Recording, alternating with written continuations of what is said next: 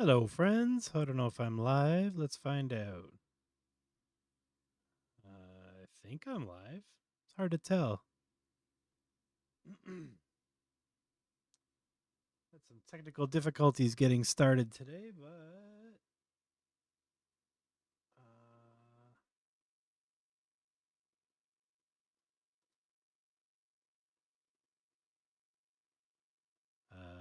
sorry. Just double check and make sure I'm online.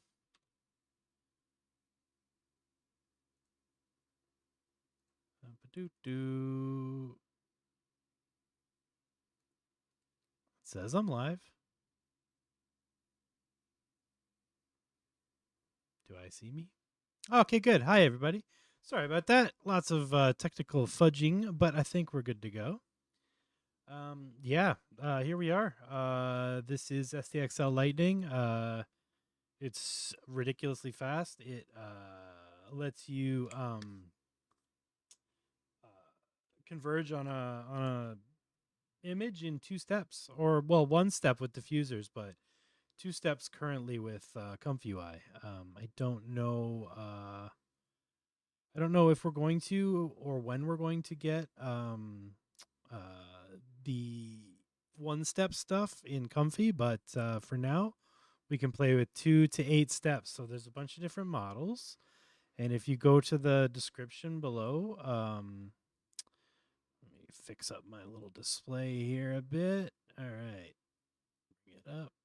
All right. Yeah, I was making some videos earlier and messed up all my settings here. So just bear with me while I get my thing set up again. I was filming a couple little short form tutorials to help with little tips and stuff with ComfyUI. So I'll be dropping those soon. Better than these long form things sometimes to just get a quick tip and get out. So yeah, we're working on that stuff right now. But tonight we're gonna play with SDXL-Lightning and OpenSAM YOLO World identification and masking. So a couple examples. Lightning is a super fast LoRa that turns any SDXL checkpoint into a 1, 2, 4, or 8 step model. You can only use the one CFG1, and there's these very specific settings right here. So far, I mean, maybe people are about to do some research and try some stuff, and I'll talk about some experiments I did last night with Animate Diff and how maybe some of these settings being different isn't the worst thing in the world when you're trying to accomplish different things. But for now, this is just super simple. You take your normal checkpoint, you add a LoRa, and that LoRa is linked in the description below. You pop it in your LoRa's directory. I just put mine under Lightning. So mine is Lightning / SDXL-Lightning 2-step LoRa. Load that up as your LoRa in line with your checkpoint. So just model LoRa. You can use the model only too. It doesn't need the clip. And I just have IPAdapter in here for fun. We can talk about that in a minute, but you can just do this like a dead simple setup here. 2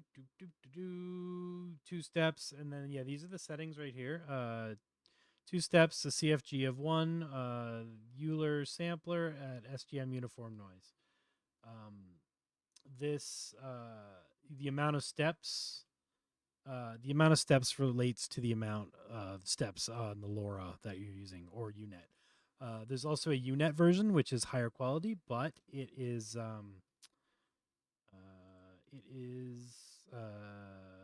SDXL Lightning. So the LoRas are 300 megabytes and the UNets are 5 gigs each.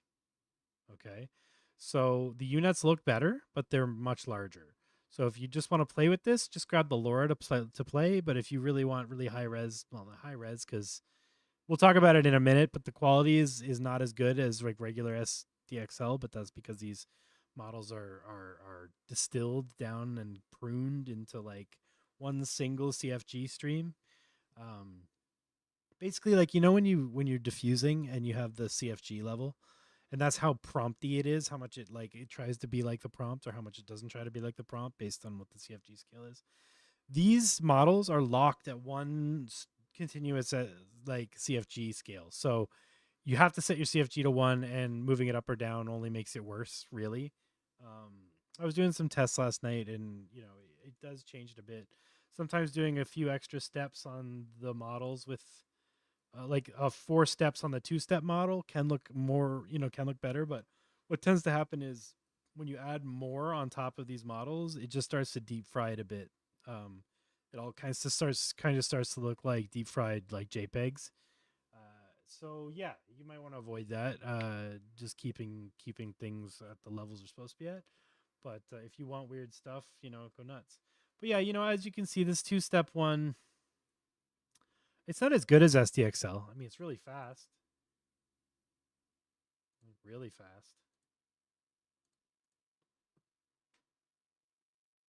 That's with IP adapters as well. Without IP adapters, it's even faster. But those are 1024 by 1024 generations in 2 steps. It's really really fast. Uh, so if speed is what you want, if you're trying to do drawing or you're trying to do some sort of real time stuff, and you don't care so much about quality, this is the way to go. If you do care about quality, obviously, you might want to just stick to regular models or use something else, and just wait for the steps. So yeah, it's totally use case scenario type situation. But yeah, and yeah, because it's just a LoRa, and it works on the model, you can still do stuff like IP adapter. You can add ControlNet. You can add animate diff. You can add yeah, all the fun stuff you can do at 2 steps. So last night I was doing some animate diff stuff with HotShot, trying to figure that out.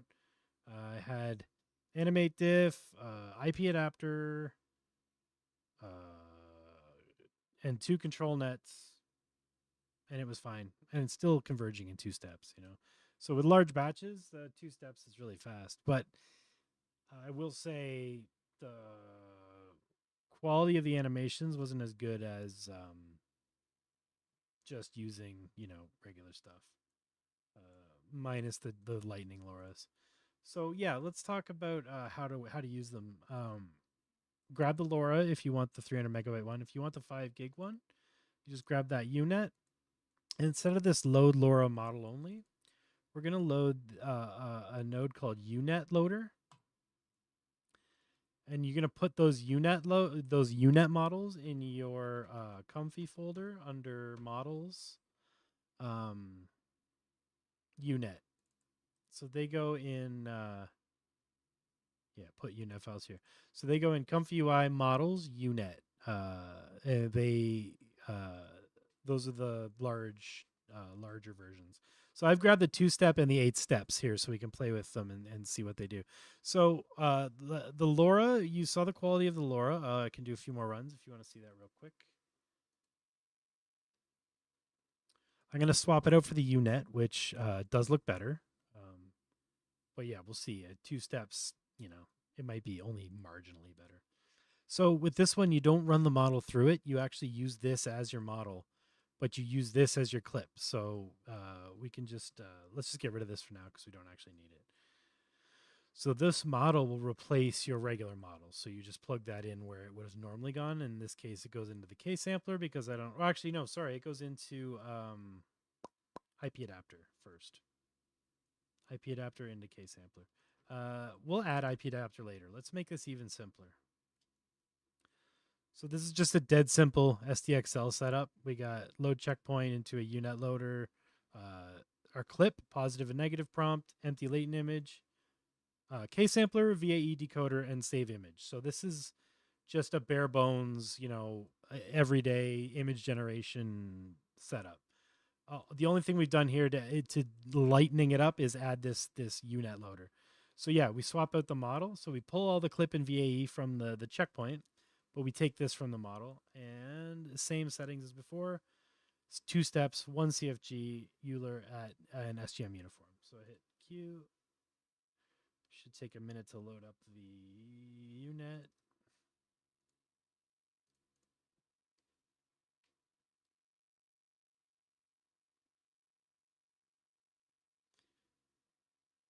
Okay, that... Oh, right, we don't have any prompt. That was very risky. We could have got anything there. Let's try an apple tree in an orchard. Not too shabby. Those don't look like apples. Well, those kind of do.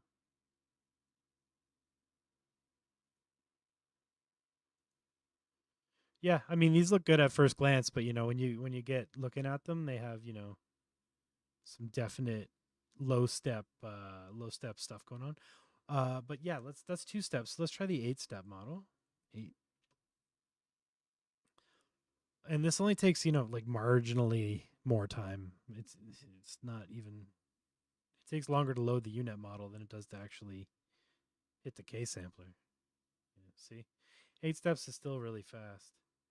But yeah, the quality does improve, and the quality is better on the UNet one. So if if quality matters to you and you want to kind of do like an upscaling workflow where you're working through these models as upscalers at really high res, because like 2048 by 2048 it seems to not be much slower than. Yeah, it's still really fast.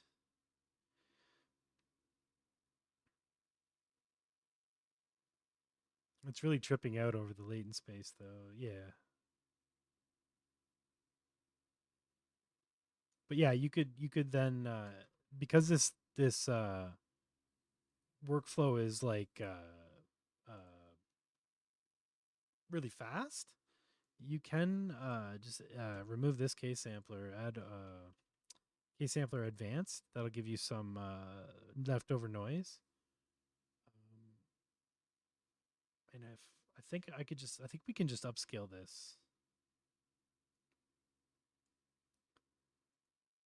Actually, no. You know what? I want to actually try a. Just having to think about how this will work. I'm going to try an experiment here. I don't know if you guys are familiar with the. Oh, I watched a lot of videos last week. You added the GPU, CPU usage. What is the add-on that you have at the very top of your progress bar? Oh, okay. So there's this thing here, this CPU usage, RAM, GPU, all this stuff, and this progress bar thing at the top is all part of a node group called Chris Tools. So yeah, that's what I'm using for that. You just install that and restart Comfy, and you'll be off to the races. And yeah, it's cool. It does gives you these nice little readouts. Lets you know when you're peaking out in your VRAM, because that'll usually, if something's going slow, it's usually because you've pegged your VRAM all the way to the wall. So it's a nice way to be able to tell. Yes, I will also say that there's a bunch of great stuff in the Christ Tools. Someone will tell me how to spell it someday. All kinds of fun stuff with text, switches. The switches in here are fantastic. Um, it's just a switch any node. You just plug 2 things into it. So, say I wanted to have a switch that was like just 2 different models or 2 different workflows. You plug one into here and one into here, and then you just use this boolean to swing between them, like just like a simple logic gate.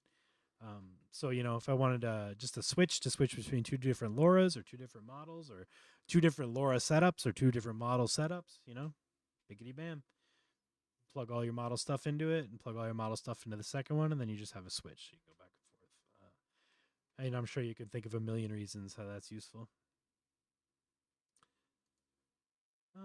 Okay. I'm gonna try and figure this out while we're just on the fly here. So I want another K sampler. No, first I'm gonna talk about efficiency nodes.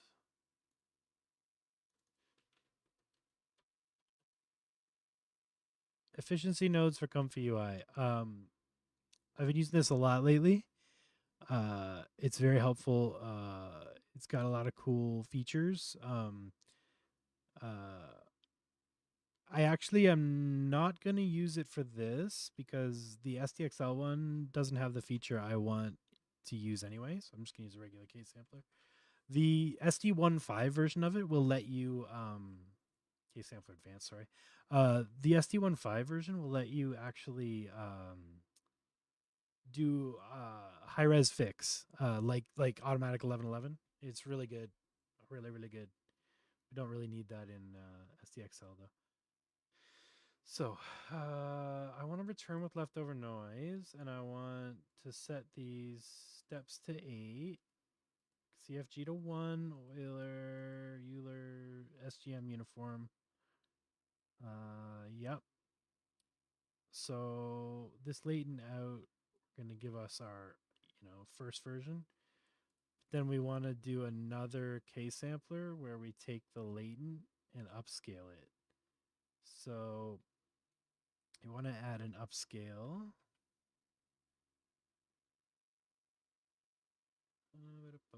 Upscale latent by. We'll go 1.5, sure. It's just one image. Let's take our positive and negative prompt from the original ones. Model comes from UNet on both counts. And one more VAE decode.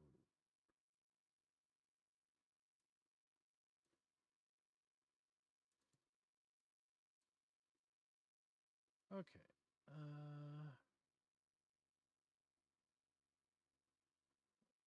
I thought this had a denoiser in it. Am I dumb? Yeah, use anywhere nodes are great too.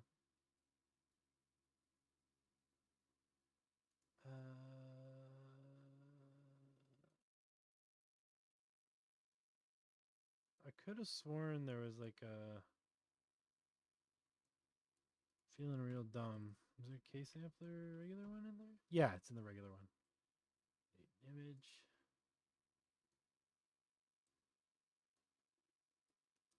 I turned us down the wrong road. Well, we'll get there. Okay. So that should be it. SGM uniform. CFG of 1. 8 steps. Upscale by 1.5. VAE comes from the main model. Latent image. Yes. You come from here.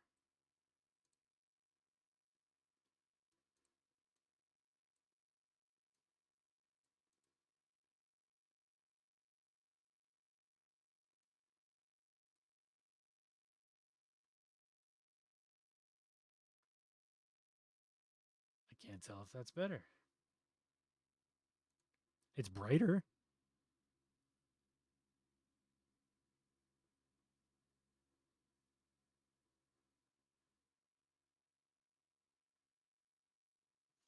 Let's try a denoise of like 0.5. Will that make it dream even harder on it?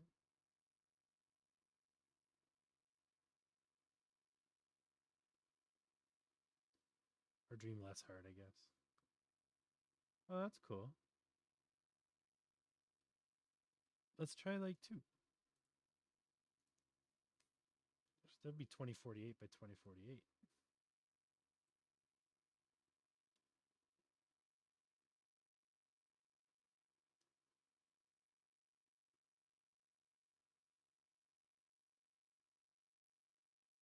Okay, so that just makes gibberish.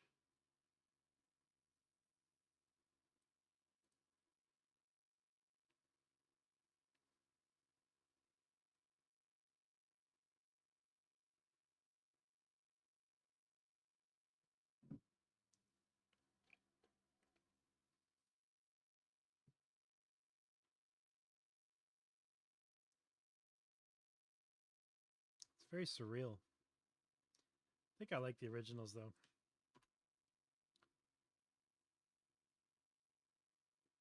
But yeah, definitely check it out. Definitely play with some upscaling workflows that you see on the internet. I don't do a lot of SDXL, so like a lot of this is new to me in the in this sense. I pretty much do mostly SD15 because of animate diff stuff, but we can we can uh, we can mess with animate diff a little bit if you guys want to see what happens when we animate this stuff.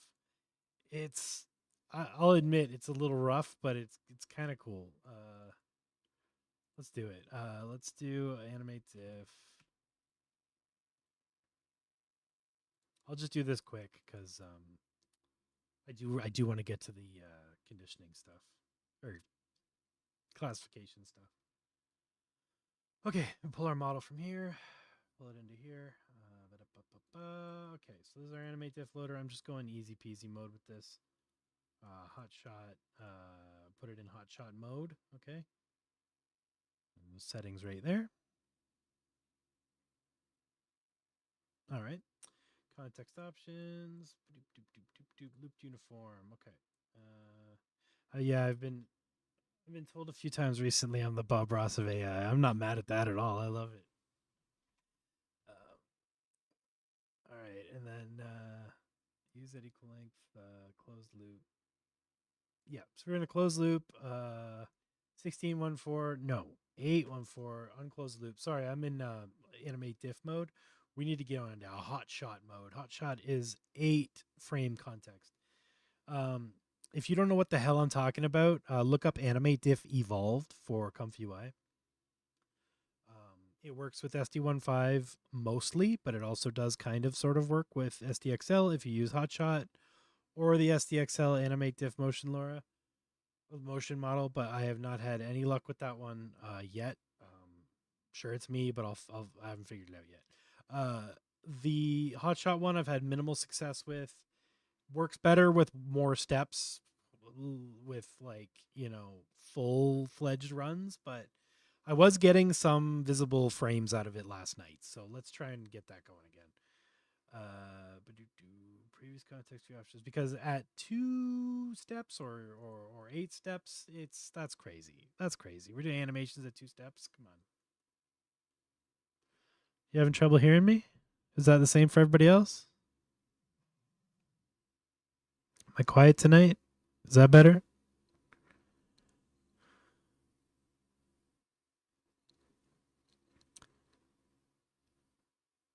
Turn me up, baby. Motion LoRa, don't need that. Some equal length closed loop. Yeah, we're good. And then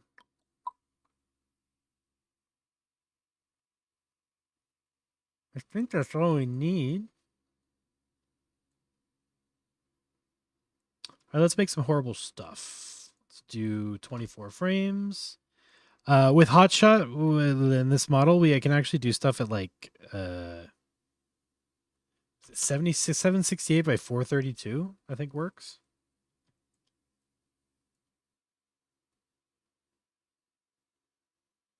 All right, let's pop this save out and let's do a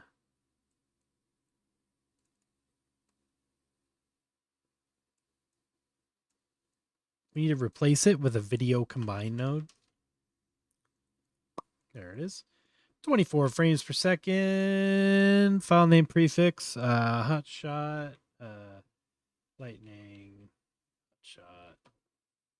So I don't lose my mind. That'll put it in a HotShot folder with the prefix Lightning HotShot. Ping pong is off. Save output is on. So this is going to save a 24 frame animation of the nightmare we're about to make. So this should just work.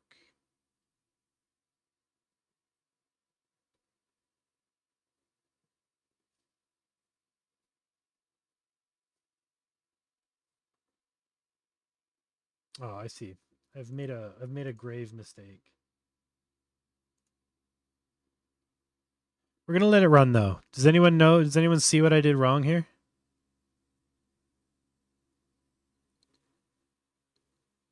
Is anyone paying attention? Does anyone see what I screwed up?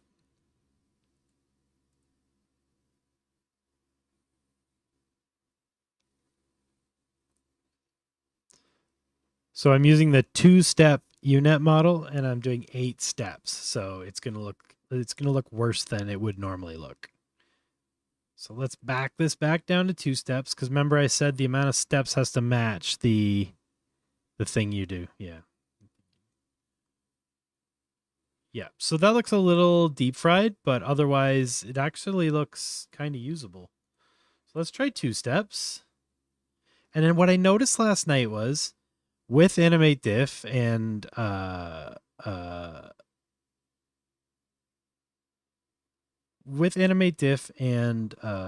HotShot with this thing, I noticed 1 step higher than the model and 1 CFG higher. So like if it's a 2-step model, I did an animation at 3 steps with a CFG of 2, and it looked better than the one at 2-step CFG 1. And I don't know if that's just this thing like, overcompensating for the motion models inconsistencies when connected to this. I don't really understand how this whole relationship works. But I did notice that if I set this to 3 steps and set this to CFG of 2 on the 2-step, that should be a little cleaner than this animation.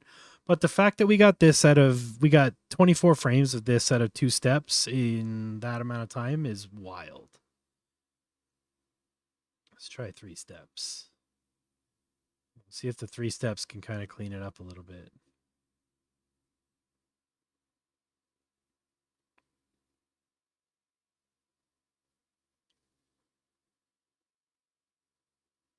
Okay. I mean, that's pretty amazing. HotShot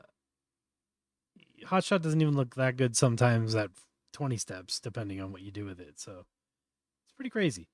Let's try, car crash, smoke, fire, all that cool stuff. 24 frames. Color code these nodes.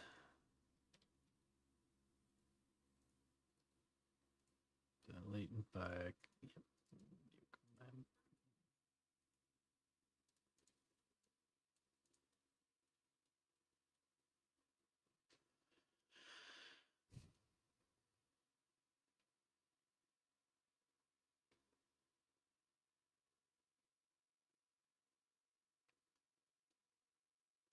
Well, it's definitely a really cool way to make absolutely chaotic animations. And of course, you can smooth this out by just adding a film node and copying and pasting this, popping that in there, and just adding, film to the end of it so you know that it's the interpolated one. And we'll try ocean waves crashing against a sun-kissed beach.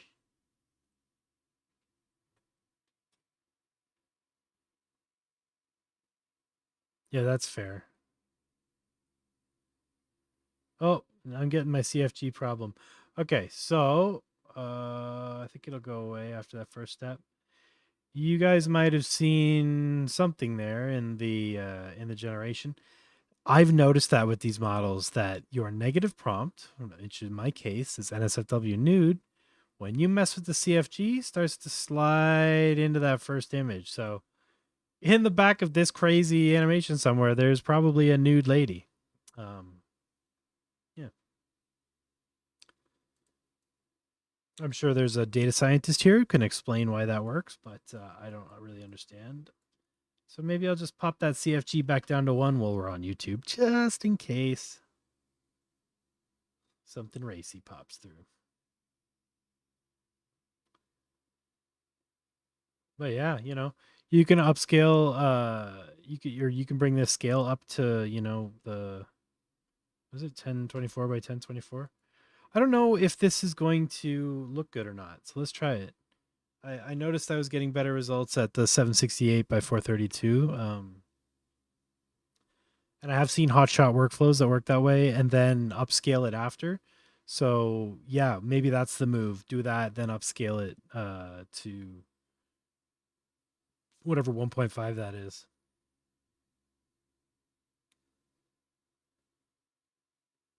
Let's see what the 1024 by 1024 looks at. Maybe it looks okay at native res. I'm not sure.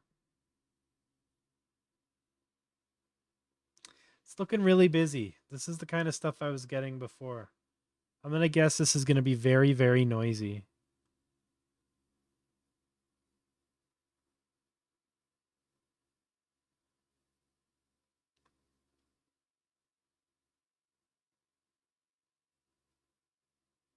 Yeah. Man, that water is gross. Yeah, I did notice that, and I don't know why that is.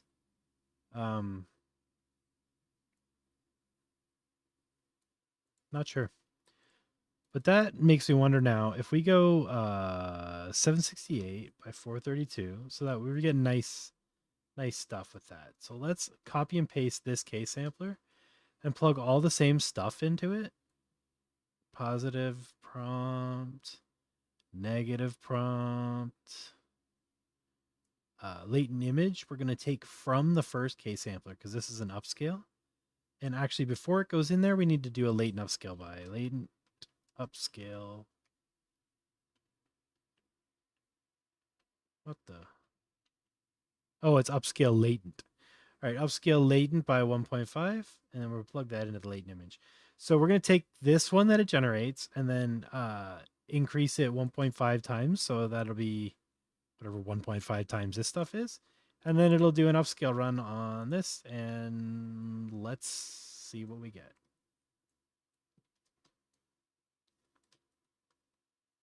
Just remember, this stuff's important. Upscale.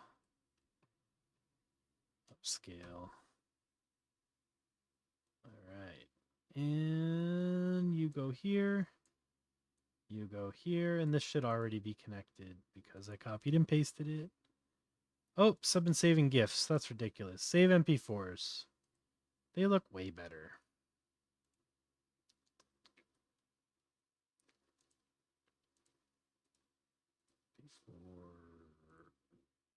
Okay.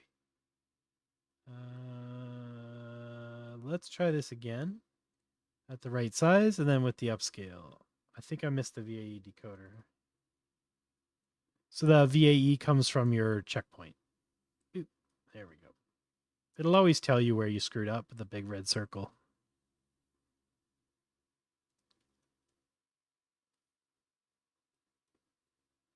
All right. Let's see what it do.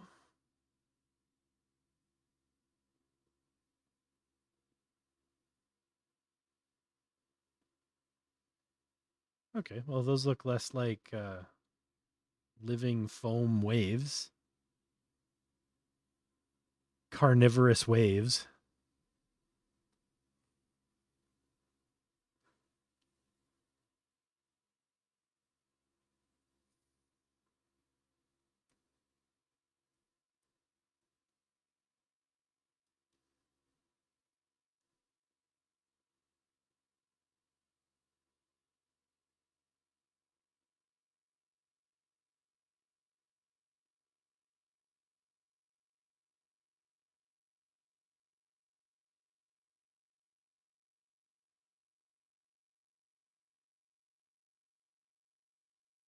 Ugh. All right, well, if you want disgusting upscales, you can do this. I mean, this is just weird to begin with, but this is extra weird.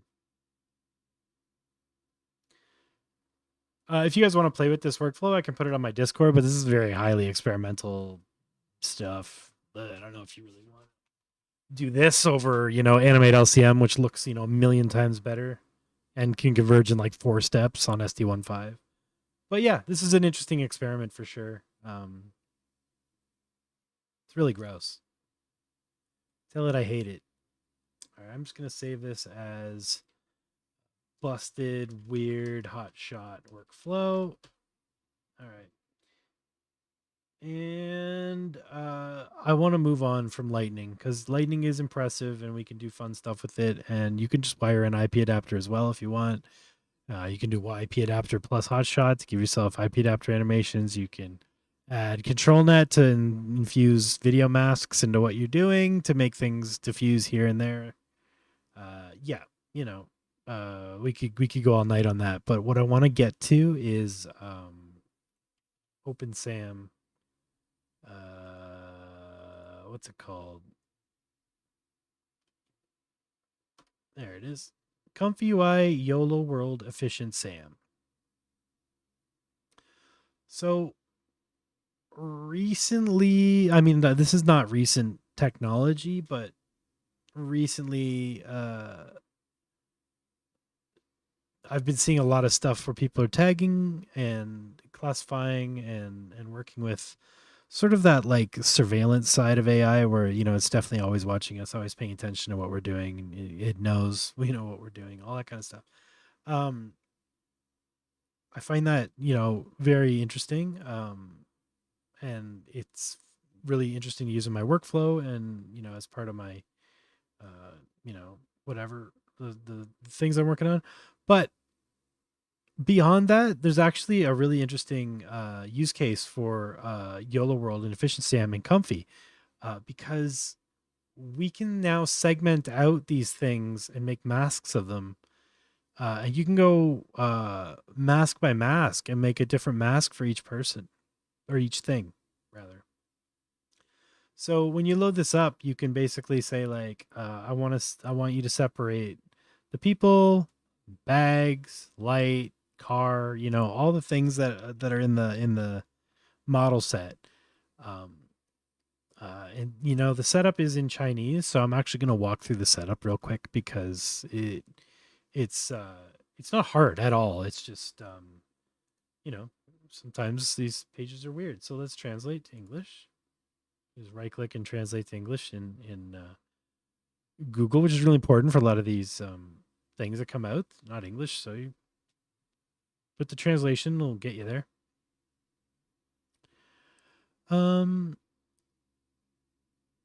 So yeah. Here, I'll just play this video demonstration so you can see what the hell I'm talking about in action. You see how it's finding everything and then making a mask. So if you think about this, we can find all the things and then inpaint these things. So we can say, I want to change all these people to monsters, or I want to inpaint everything around the people. So I could, AI the whole scene, but leave the people all like human and normal looking. So you can imagine where this can go with the masking and inpainting and all that stuff. But for now, let's just talk about how to like set up the, the segmentation and detection side of things. Okay. So the first thing you do is actually, is it in Comfy Manager yet? Let me double check. It might even be easier to install now.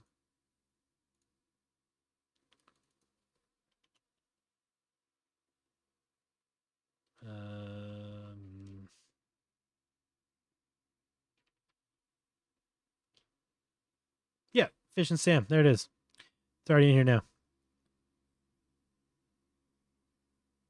So yeah, this is install that EfficientSAM and restart.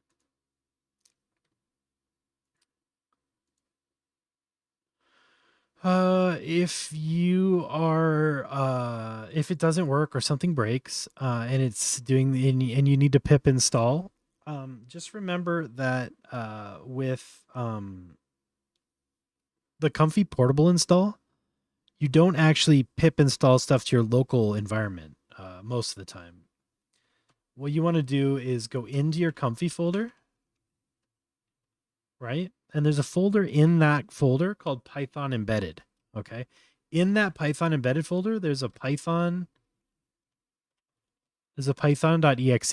Okay. That python.exe is the one that you need to use to run pip to update stuff in your Comfy portable environment. So when you see this pip install our requirements and you do it and it doesn't fix the problem, what you need to do is go to that folder where you installed the custom node. So in my case, it's Comfy custom ComfyUI-YoloWorld. Okay. You see that requirements.txt. Now, normally you'd go, pip install -r requirements.txt.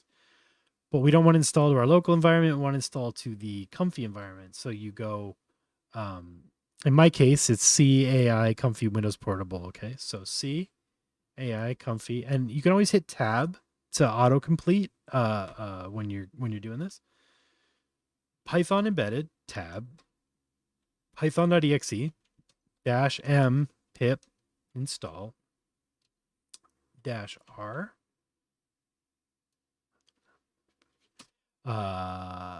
requirements.txt. Okay. Zoom in on that. Oof, terrible. Wow. Okay. Sorry for the horrible, unreadable mess. But that is 2 of them. So maybe just the one. Why don't we do this?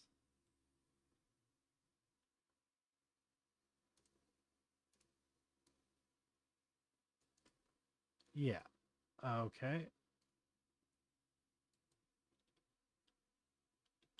Hopefully that makes sense. So you'd go CAI, whatever your folder is, Python embedded, Python IC -m pip install -r requirements of text. And that'll do all the stuff for your Comfy environment and not your local environment. And then when you restart Comfy, it should actually work instead of not working. Should being the keyword. After you've restarted Comfy, all you have to do is download these 2 files, EfficientSAM scpu.jit and EfficientSAM s. That's the same file.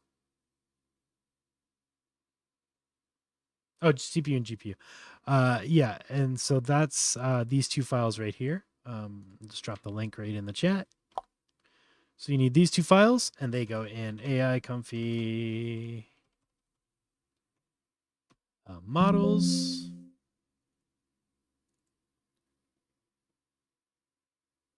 Come on, brain. YOLO. No. The YOLO? Right. ComfyUI custom nodes into the you can go date modified to get the latest one, YoloWorld, and you just drop them right in there. So they go in that folder right there. All right. Put those 2 files there. And then yeah, let's build out the YoloWorld stuff. Try to remember how to do this from memory. Just 3 models, large, medium, and small. Just go with large. It's fine. The YoloWorld-EfficientSAM. We're going to use an ESAM model loader. We're going to use CUDA instead of the CPU. So that's our GPU.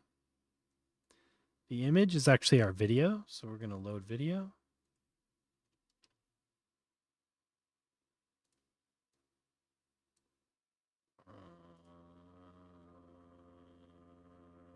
There you go. There's a video of a bunch of cars. 24 frames per second. Let's just do the first like 64 frames so that we can, not go crazy. Image. Let's do a video combine. 24 frames per second. We'll call this YOLO. YOLO. MP4. Okay, and our mask, we're gonna go mask to image because we just want to see it. Mask to image. And then same deal here. Actually, we don't need the mask because we're not gonna do this part yet. We're gonna just run this first. Okay, so we are looking for car, truck. And I think that's all that's really in this scene. So we're just looking for a car and truck. The confidence threshold is how, actually I'll turn confidence on so you can see what the hell I'm talking about. Confidence is on, segmentation off, text scale 1, thickness. I'm going to set you to like 0.8, text thickness of 1.6. Okay, let's just run it. So that's going to grab the first 64 frames of the video, and it's going to go in and identify all the cars and trucks that it can find and throw a bounding box around them. Then it's going to recombine that all the frames that it's done into a video.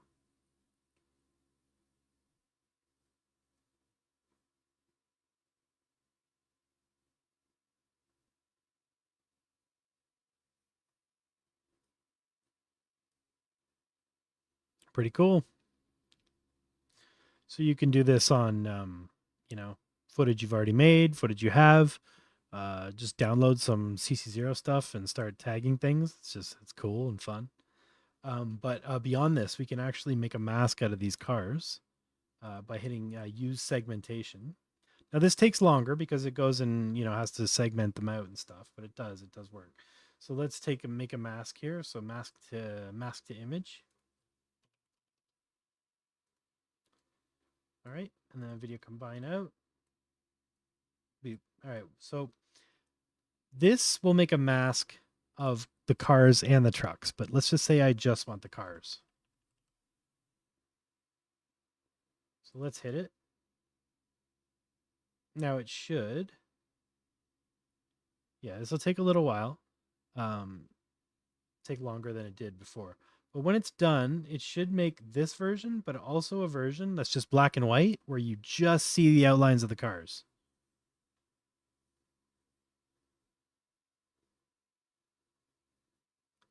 Once we have that, we can rename it, and then we have that file. We can use it for input. Then we can do the trucks or the vans or whatever. And then we could maybe do another run where we can inpaint two different things to those two different masks. Yeah. This is new ground for me. I've only gone this far that I'm showing you tonight. So this stuff here, and then all the inpainting and masking and stuff, that's going to be us figuring that out together. So might be pretty rough, but yeah, we're just going to figure it out.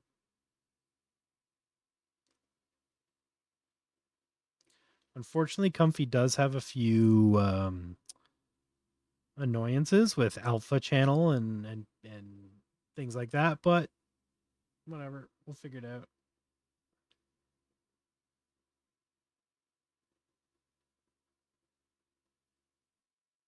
Or not, but we'll try. Is this going to mess with the environment variables? I tried to Zoe install before and got some problems. No, I don't think so.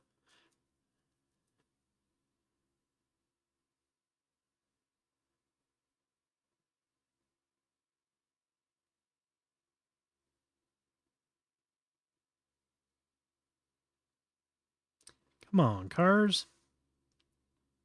So yeah, as you can see, the segmentation takes much longer. Also, it takes longer because like this input footage is like I think 720p. Ideally, you probably when you're doing segmentation and you don't care about these, you can use force size to bring it down. Oh, that's cool. So we got the cars. So let's just save this so we have it. We have these cars.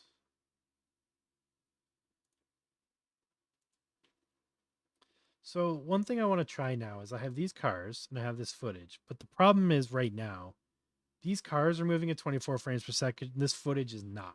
So I need to get 64 frames of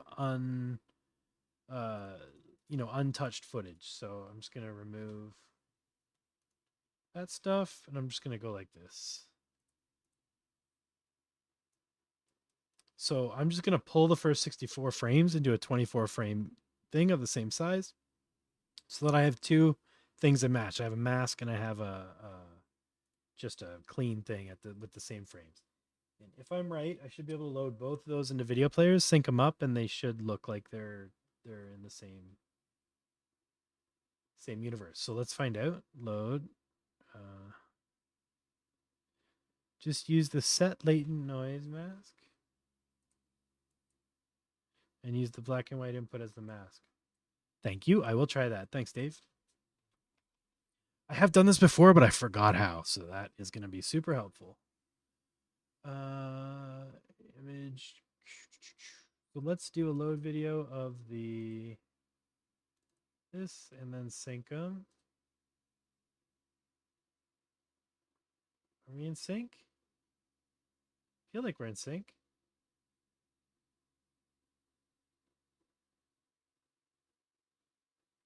Sure. Feels pretty in sync. Okay. We have this. So, load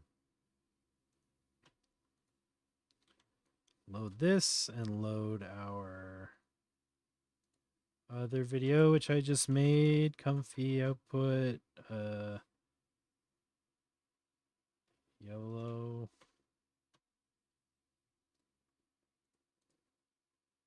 This one? Yep.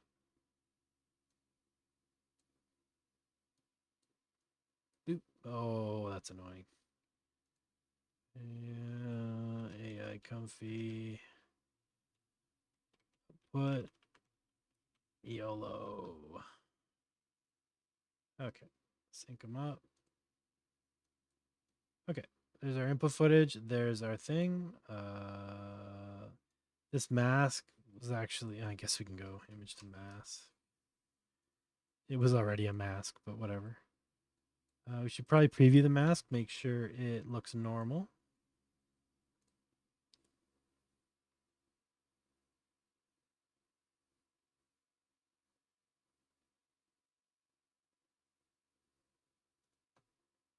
Beautiful.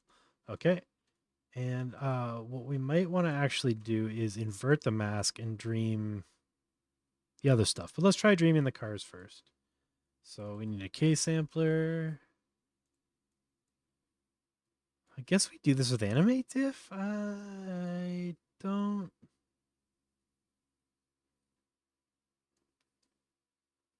Yeah, let's do it with animate diff. Hey Ken, just scroll back a little bit. It's in the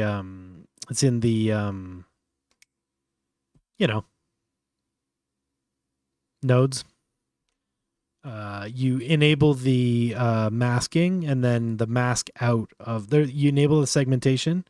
Takes longer when you run it, but then the mask out provides the black and white mask, so you just video combine it or use it as a mask. We can do this actually. This whole run. Let's do this whole run from loading just the source video. That'll be actually easier. Nah, screw it. Let's do this mode. We already made them. Scroll back if you need to do it again. Model. Okay, so let's do checkpoint. We'll just try photon model flip out to positive, negative prompt.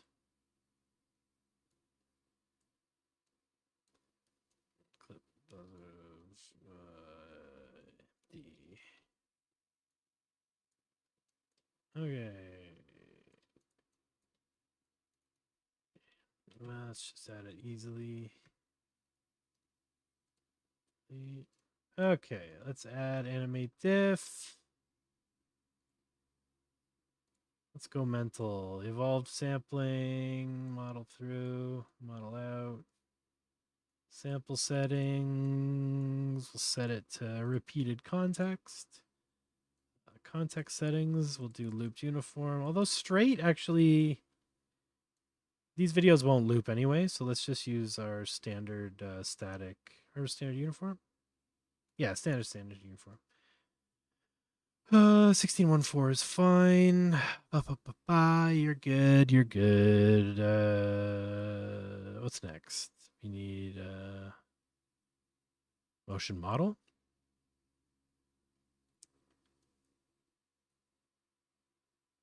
Yep. Probably didn't need the advanced version. Yeah. Motion model. Let's use version 3. All right. So we are dreaming. We're dreaming. We're going to V8 encode the pixels from our video with the VAE from our thingy. Latent out to here. But we also need to pop you in here, and then this is the mask. Actually, no, this is the mask. This is the latent out.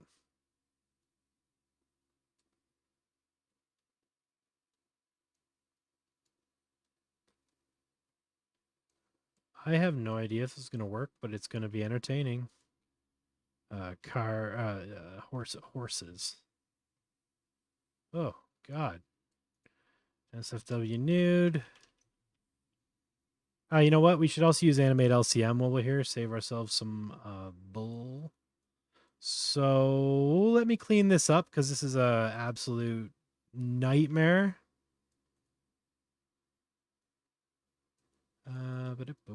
Why are you guys on this side? Animate diff. Let's move you here, you here. So mask.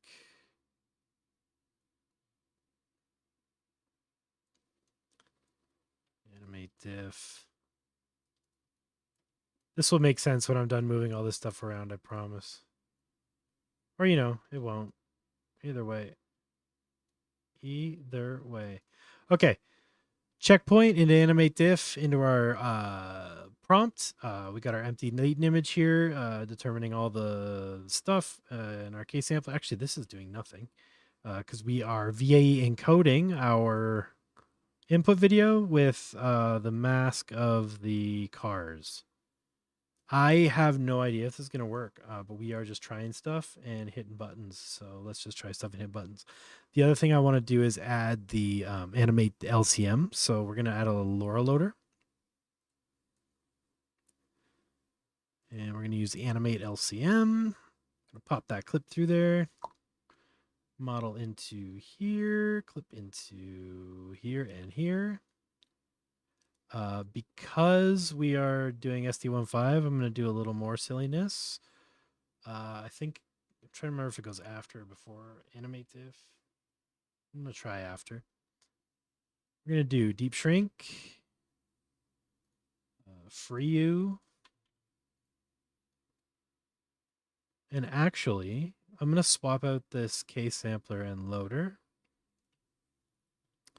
And I'm going to use the efficiency case sampler. Okay, with the efficient loader.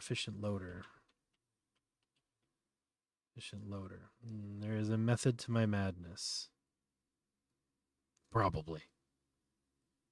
We don't need this LoRa loader with it either. Okay. Efficient loader and the efficient case sampler work together. You can actually plug in almost all the stuff. Just skadoosh. It's kind of great. Latent image is actually... we don't care about VAE. Normally it would go through, but we're not using it. And clip goes in. No, we don't need clip either. So we can delete these because it's actually in the loader. So loader ADIF to the patch up stuff into the efficiency sampler. And the reason I'm using that is there's a script here called the high-res fix script. And it works like the automatic 11 high-res fix. And I'm going to use it because our input footage is wide and SD15 sucks at anything that's not a square.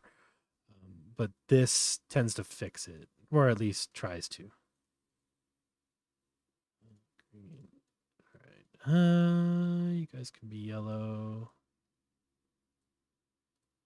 Okay. I know this is all very confusing and weird.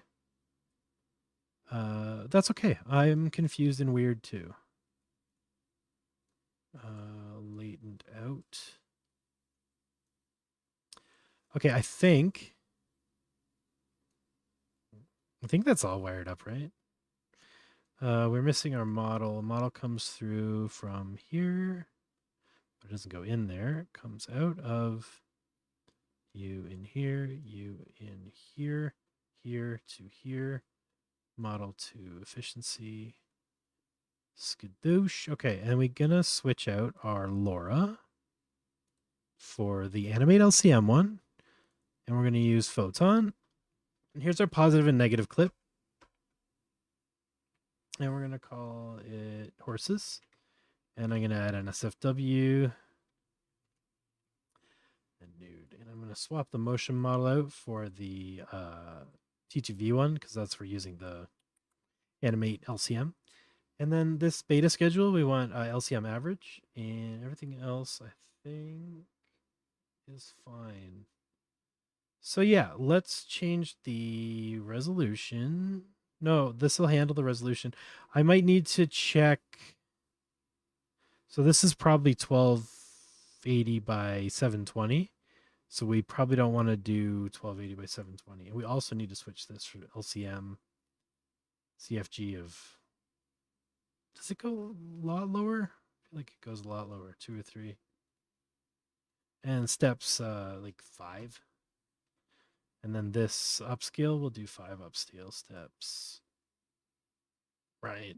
Yeah. But these I actually want a force size. I want the width to be variable and the height to be fixed. Force size. Same deal there.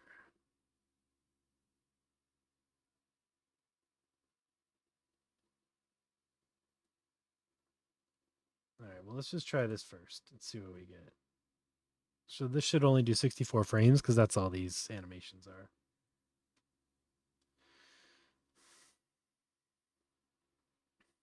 So I'll rebuild the efficiency SAM, efficient SAM thing in another tab so we can process footage and then use it.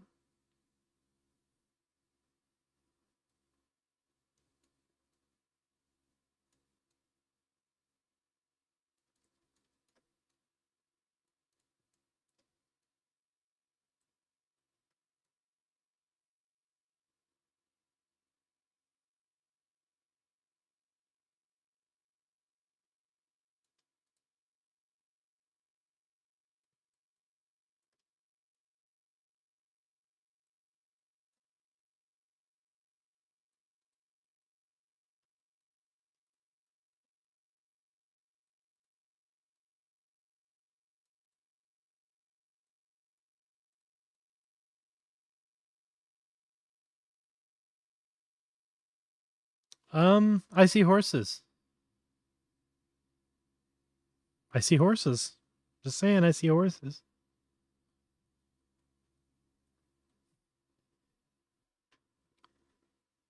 I see horses.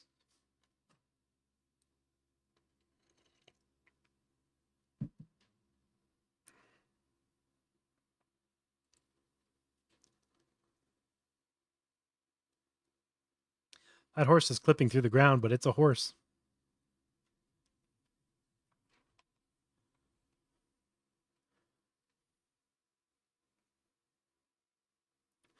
Horses.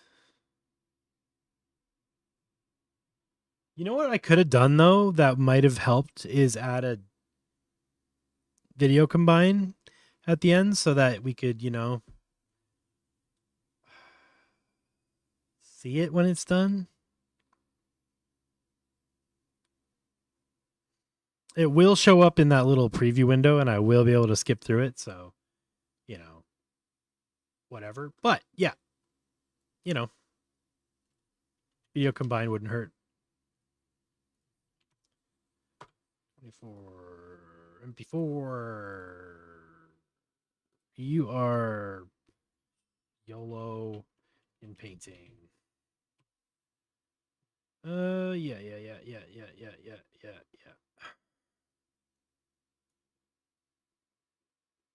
Because this seed is fixed, I might be able to just run this again and video combine it. But we'll see. I definitely see horses.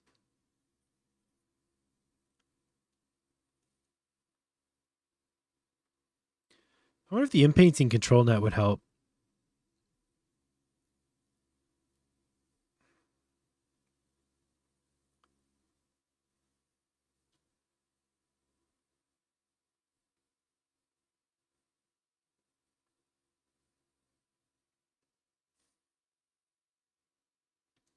But yeah, let's throw the animate diff ControlNet in there as well. Why not? Control positive, negative.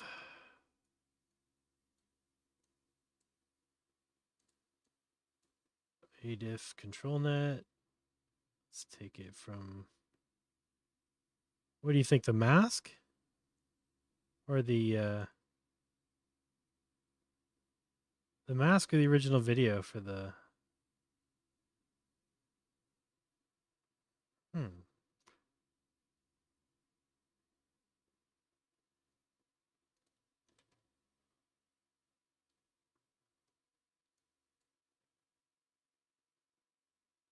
Well, I mean, it kind of did exactly what I asked for.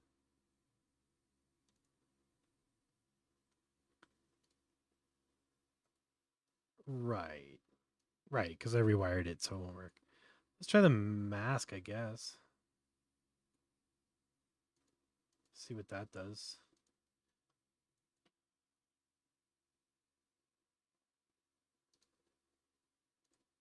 Yella. Okay.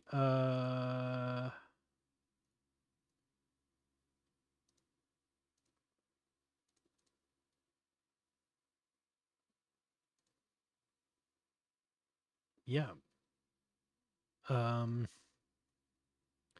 Let's try.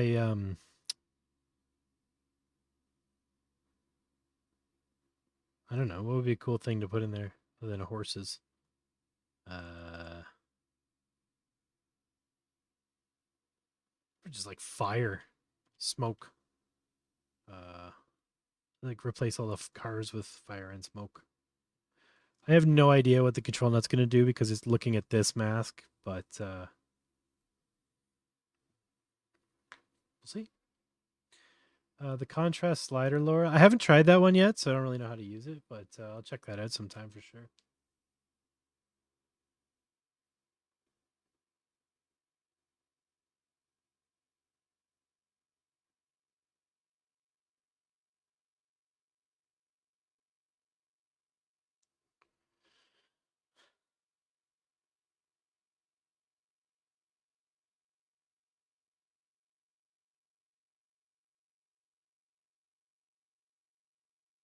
Hmm.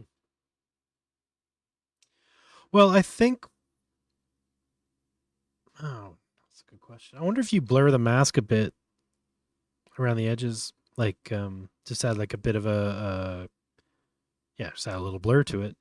If that would help inpaint the edges, or maybe some combination of the control net, the inpainting control net, and that, or maybe you could make a blur mask that's just around the edges. Well, I guess not really. It would because it's all the same color. So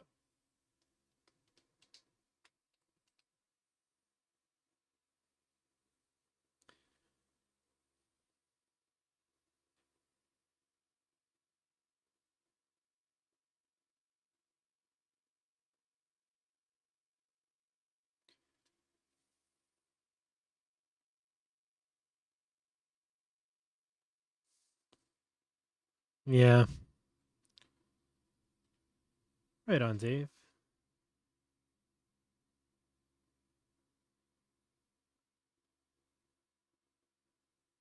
Yeah, at first I was really just excited about being able to classify things and sort of like put boxes around stuff and label things and see what the AI saw. But then when I saw you can actually make masks and start segmenting and inpainting and all that stuff,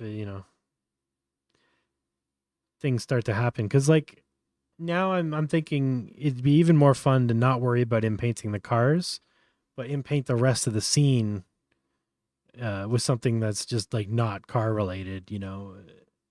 Just to make trippy footage. Because I don't know if we're going to be able to do like VFX and awesome Hollywood level stuff with these kind of tools, but they're more fun as like crazy art generation tools. But I'm very curious to see what effect the control net has on it. It looks like it got the edges a little better with the control net, but we'll see. The masks are a little sketchy too. Like if you watch this footage up close, the masks are kind of sketchy, but it's amazing.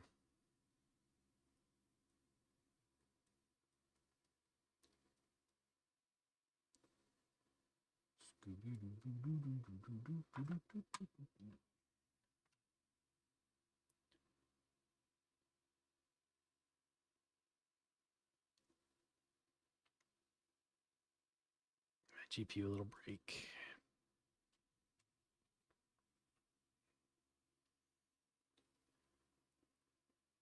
Yeah. The weird window generations. Oh, I IP adapted in images of ComfyUI into an ADIF animation. Yeah. Yeah, I think I'm gonna work on a series of those because that's a really fun idea with having the comfy windows show up. If you don't know what ProScire's just talking about, I'll just pull it up real quick. Here.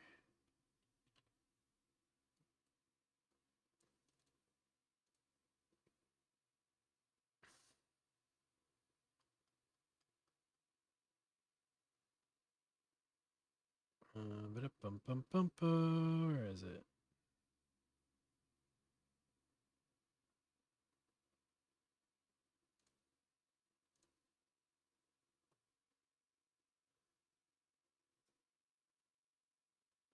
Yeah, that's just using two different images for IP adapters and playing with the masks.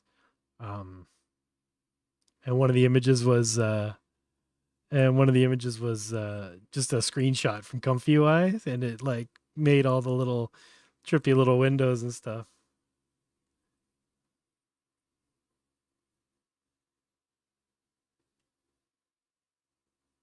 Yeah, it's really fun to mix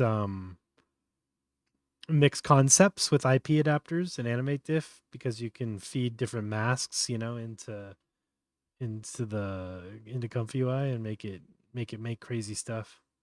ABC DJ is actually the guy who got me into doing this stuff because like he made this. I won't play the audio because I'll get copy stricken, but it's Homer doing super styling, and yeah, I just loved it. I thought it was really cool, and that's what got me kicked off of this whole OpenSAM debacle. That and the old Square Push Terminal Slam video. That was just amazing.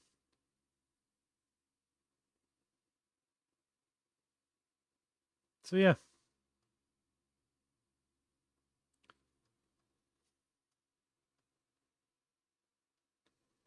All right.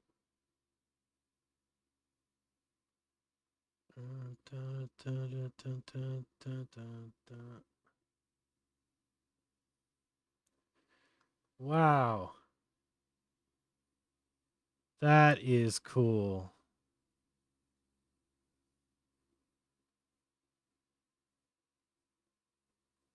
Huh.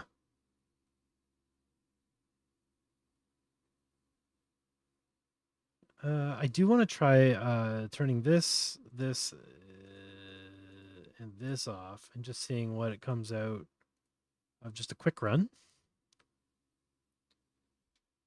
But I really like that. That's really trippy.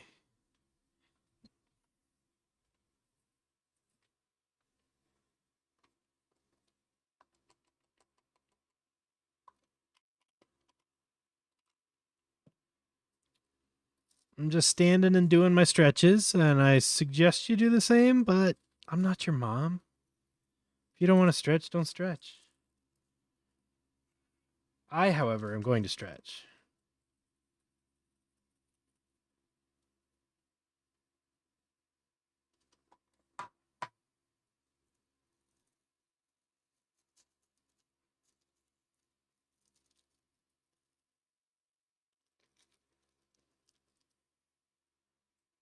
Oh, I don't think I've seen that one.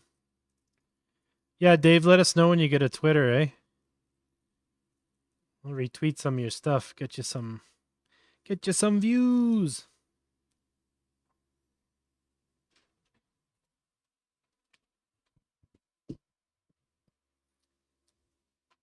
Yeah, as always, let me just make sure my mic's working. Yeah, as always, come by the Discord, come by the Patreon, all that stuff.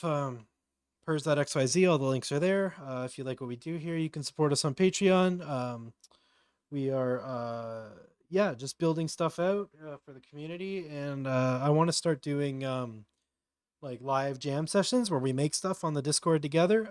So we'll probably do that, once every 2 weeks or something.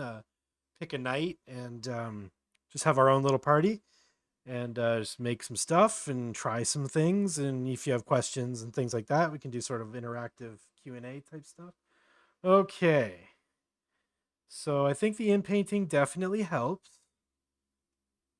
Yeah, the inpainting definitely helps, or the Koya stuff definitely helps. So let's get that back.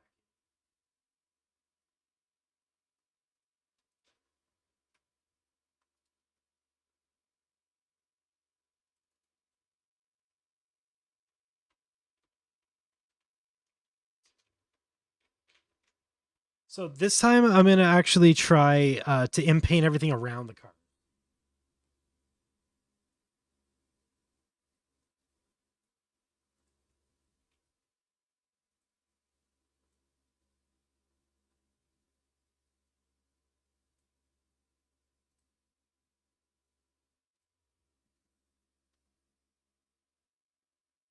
Yeah, I think you'd right, Taz. It would work better. Taz is saying if you inpaint or if you expand the mask a bit and feather it or blur it, it would probably help with the edges, and I think that's right. So right now, what I've done is I've inverted the car mask, and we're gonna have it dream everything outside the cars as water and see what happens. I think cars are gonna drive through some imaginary water.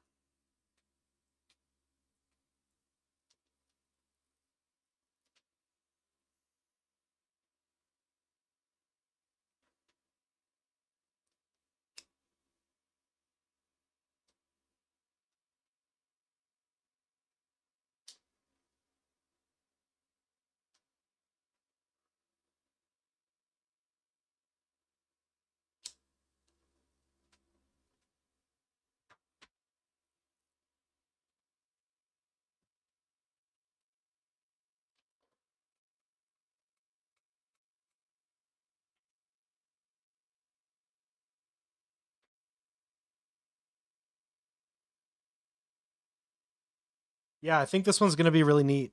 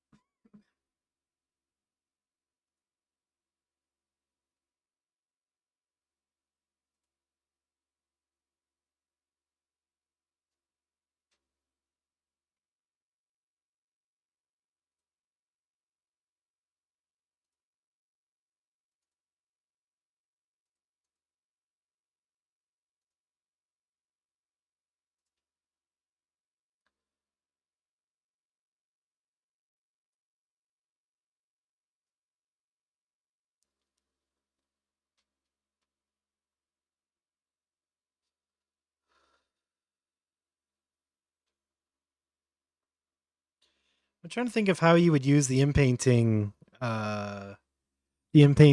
control net with this.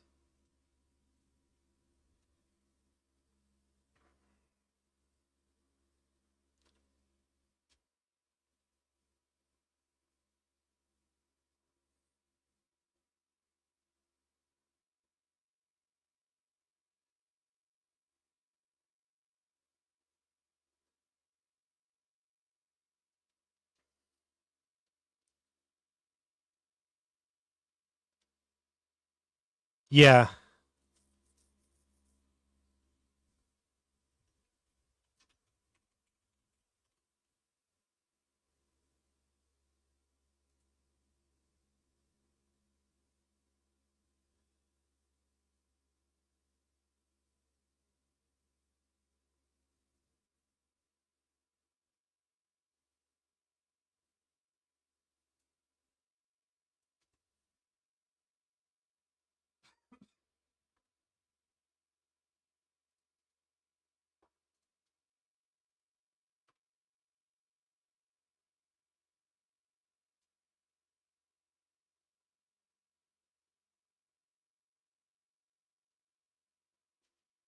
yeah, it's pretty crazy.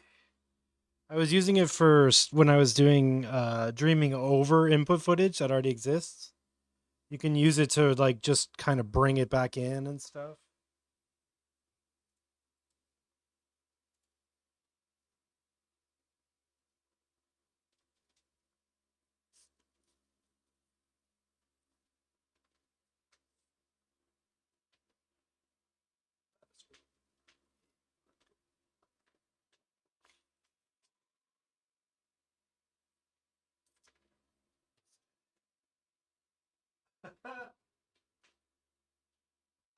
Oh, that is crazy.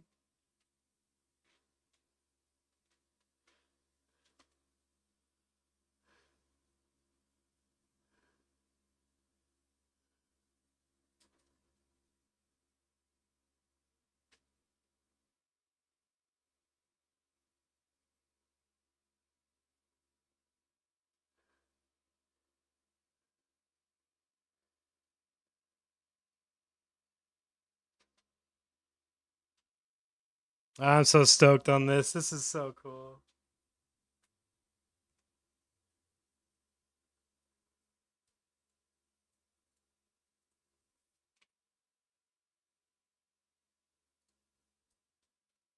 I want to see what it does without the control nets so I can get an idea of what's happening here.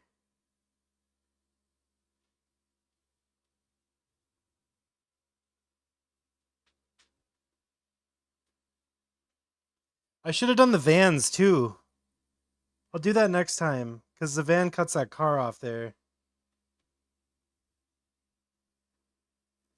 Or we could cut some different footage if you guys want to try a different clip, you know. Maybe people walking, we could get rid of the people or get rid of the background.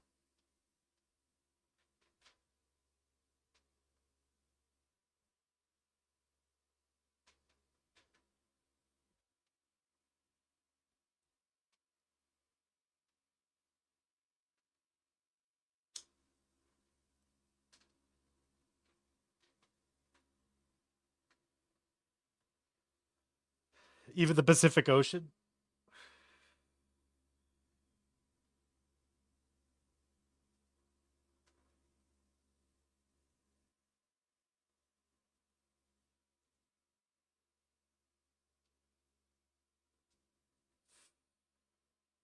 Well, that's why we do it live, because then you can just do it yourself, man.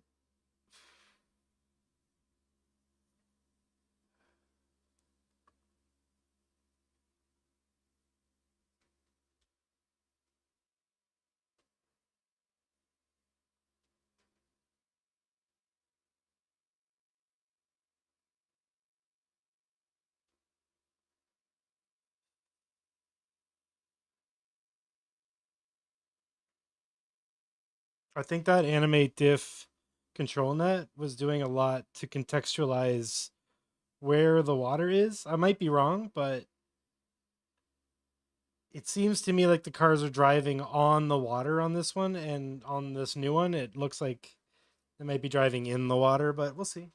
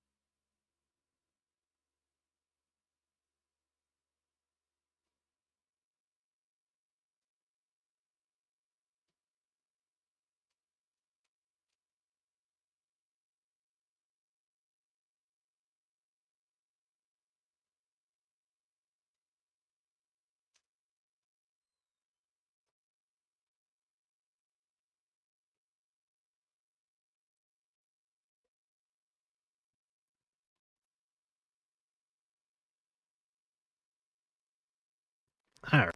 I think I'm back. Words, words, words. Yep.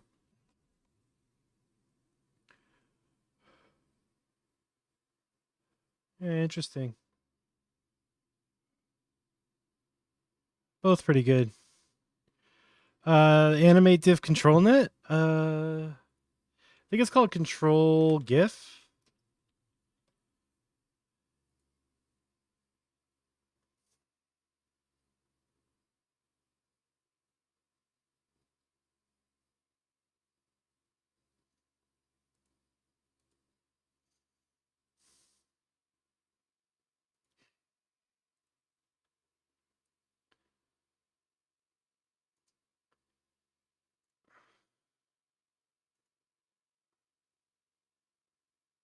Huh. I don't know what the motion model's for. Maybe it's for that specific workflow, but There's one called Control GIF.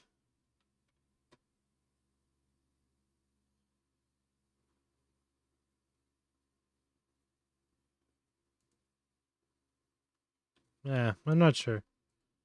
Maybe Dave has the right answer. ControlNet checkpoint? Checkpoint? I think that's the one.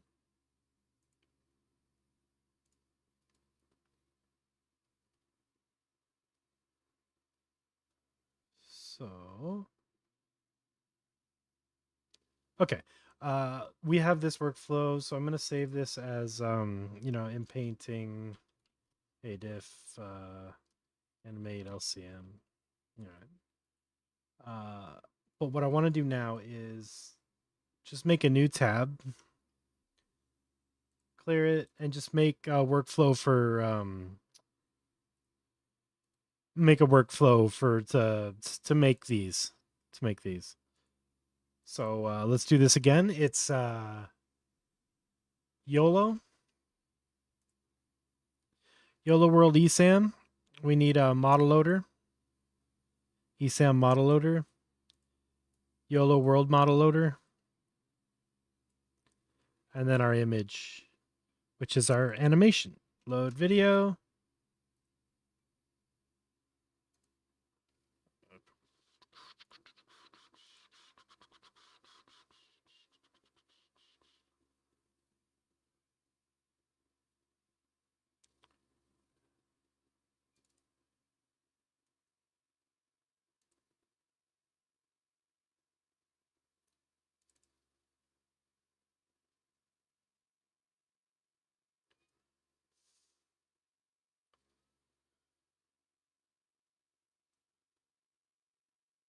Yeah, this might work. All right, so let's grab this footage. Same thing, 24 frames per second. Does SDXL-Lightning LoRa work with? Yes, it does. Yeah. You can use it after the other LoRas, and it works. I did some stuff last night with Claymation LoRa and a few others, and it worked great.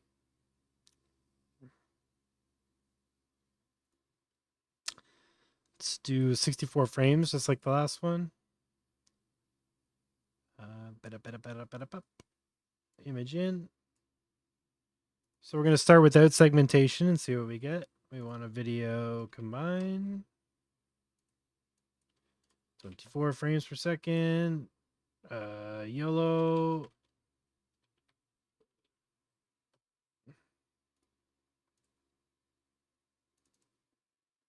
Yeah, okay. My text thickness at 1 and at 0.8. I find the text a little big in general. Okay, so let's look at our footage and look what we're going to look for.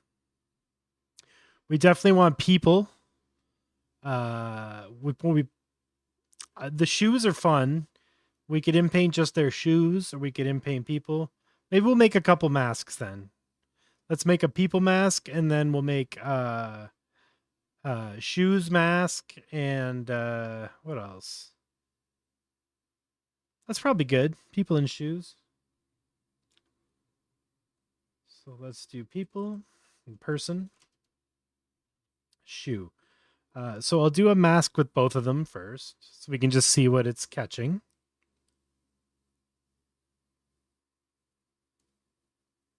So it's grabbing the first 64 frames of the video, and then it's going to look through them and try to determine every person and shoe that it can. The confidence threshold is set at 10%. The IOU threshold is set at 10%. So the confidence threshold is like the lower it is, the more stuff it'll pick up. It's like more sensitive. It's like sensitivity, the threshold sensitivity. You see how everything has a number beside it? That's how much that's the probability of how much it thinks that thing is the thing that it's up. So this is all like 0.1, 0. So I can see the shoes. The shoes are appearing and disappearing because our probability is set at 0.1, 10%. So if I lower our probability, like our first setting there, the confidence threshold, I'm going to get the shoes more often because, it's going to see shoes more often.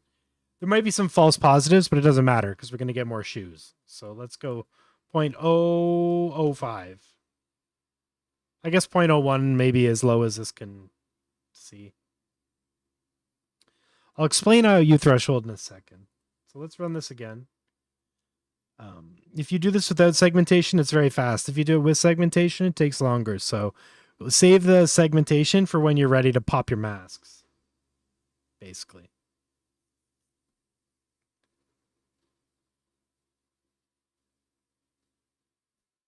All right, we're getting way more shoes now. Okay, so now when I make the shoe mask, it's going to see the shoes all the time. Actually, we don't even need the people. We're just going to make a shoe mask. Let's just see the shoes. Show me the shoes. I love watching the little shoe boxes walk along the ground.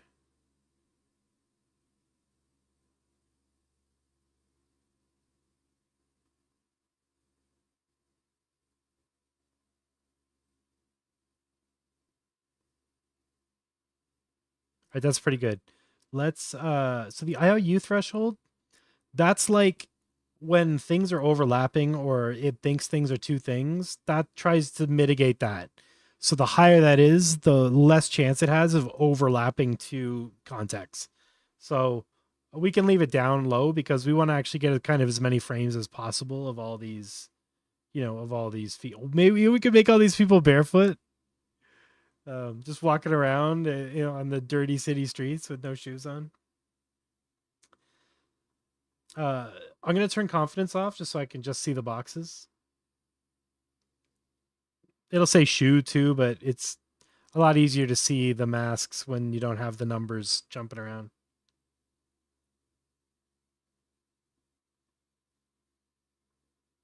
There we go.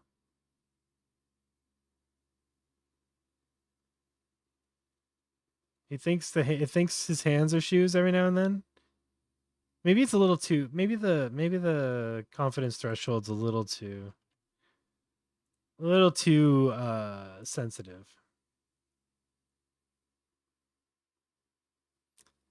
I'd like to cut out a bunch of the false positives, but try to keep the shoes.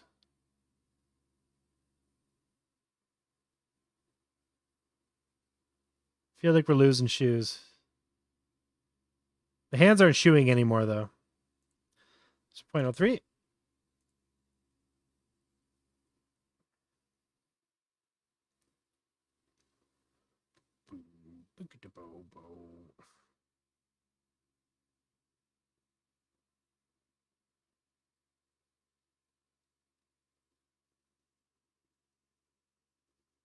That's enough shoes for me. I'm happy. We could do this all night. All right, let's do with segmentation. That's going to generate the mask that I need. Nose of the issue, the allergies. Image, mask to image. Image out to video.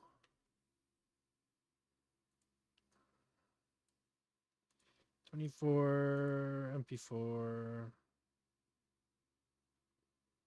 Yeah.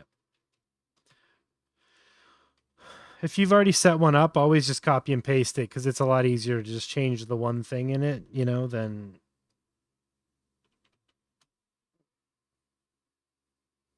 So that's the mask. But I also want just this.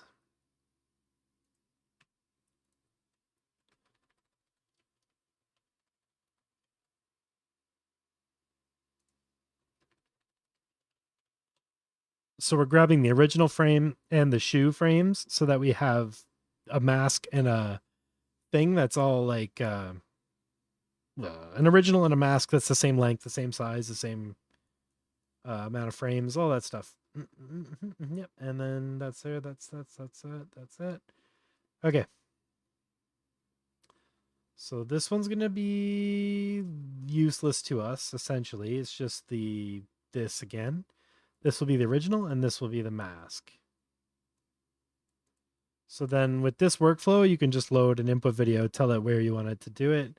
tell it what you want, and it'll just make it for you. And just rename that.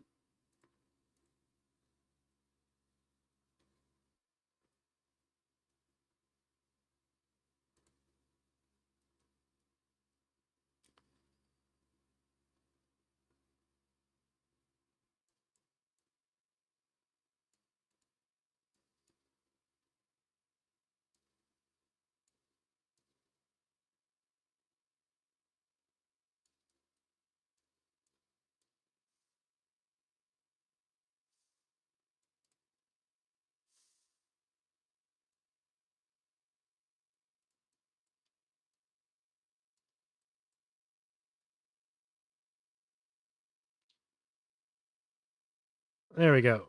Hopefully you guys can see that. If you need to rebuild it, you can just...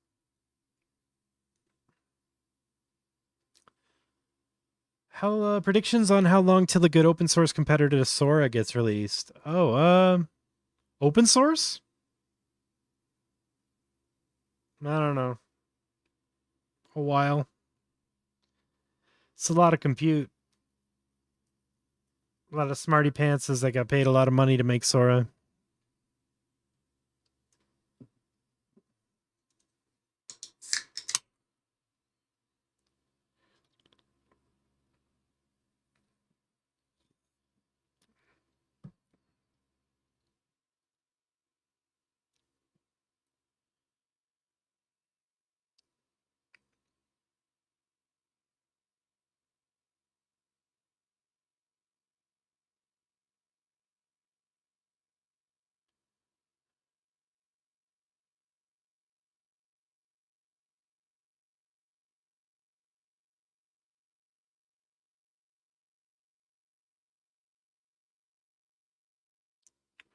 Yeah, the segmentation is not fast. This is only 64 frames too, so if you need to do a lot of footage a bunch of times, get ready to hit the button and go do some other stuff while it's YOLO worlding. I don't know if it's particularly taxing on the computer while it's going. It just know that it takes a long time, so yeah.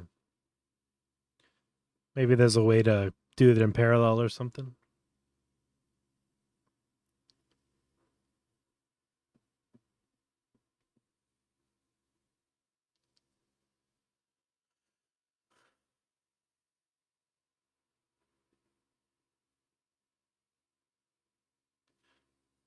I guess the lower the confidence threshold is, the longer it takes to generate the mask.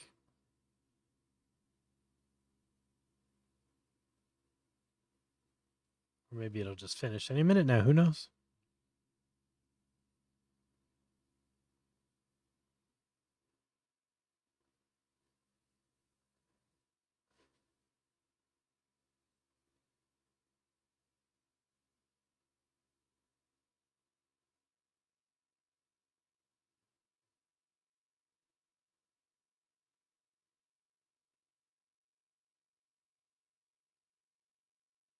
The other thing I was thinking might be cool is take this footage and then pre-process it into ControlNet footage, and having these boxes and stuff flashing around with like line art or something, and then using that to do some dreams might look cool. We could try that too.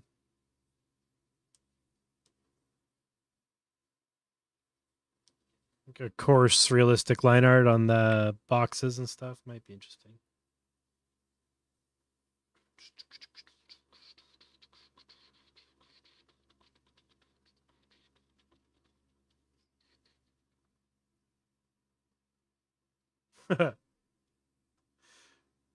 There's little feet. Little feet. Okay, before we leave this workflow, I do want to do a people one.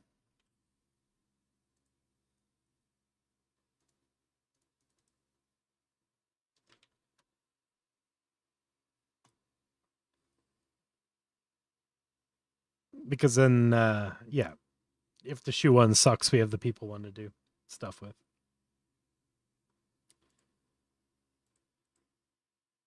So, where were you? Comfy output.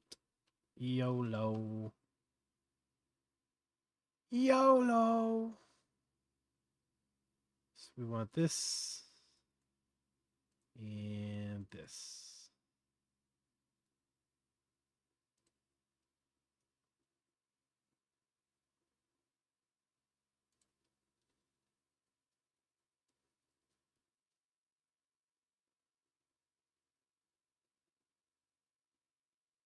What's LWM?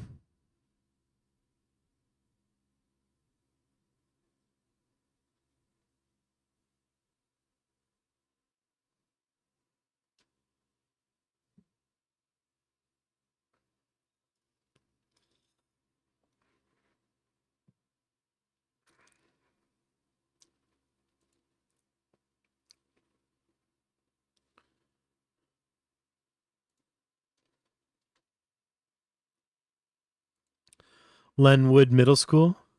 Lisa Welch Madden Law Firm. Language and Working Memory Lab. Laser Welding Monitor. What's LWM?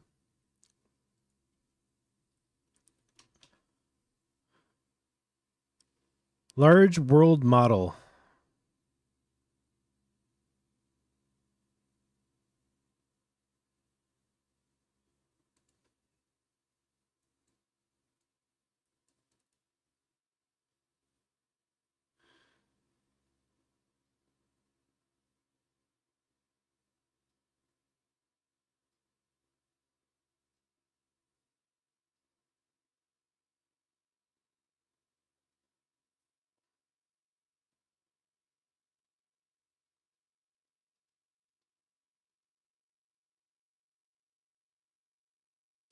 Well, this looks creepy. You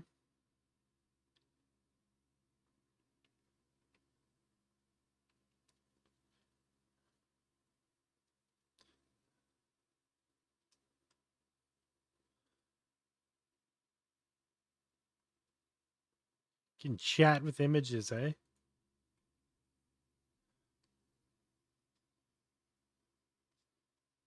Huh. Is this in use anywhere?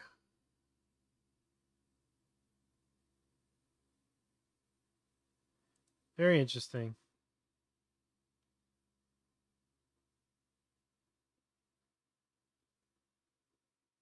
Huh.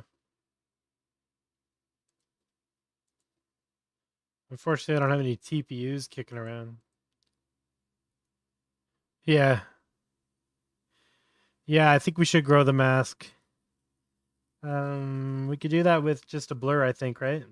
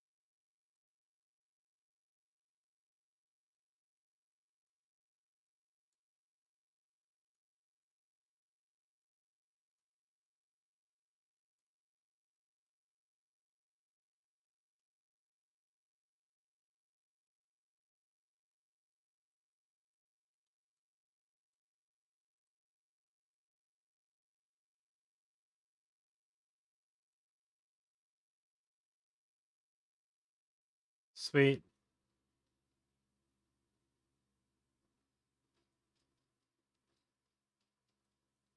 Nice. Okay, cool. All right, so I just set up a quick little thing to try to grow our mask here and see what it looks like with just like a Gaussian blur. 10 and 10, let's see what that does. Should be nice and fast. Nice and fast.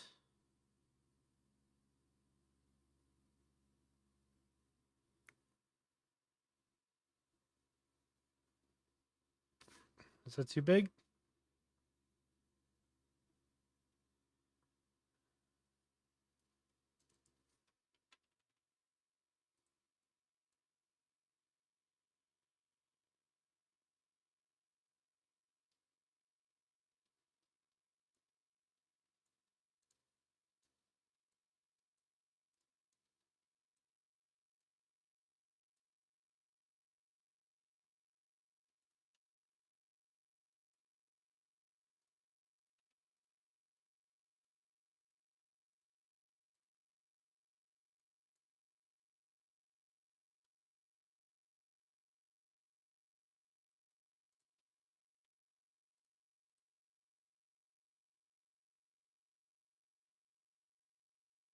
Oh, that's for like the whole mask.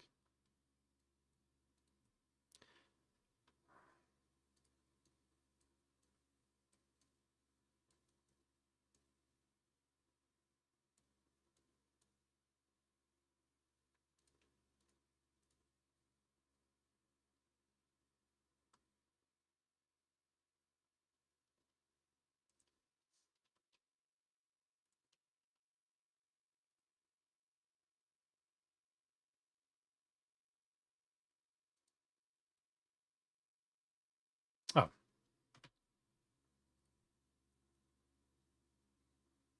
Why you not work? Oh, you should probably plug it into stuff.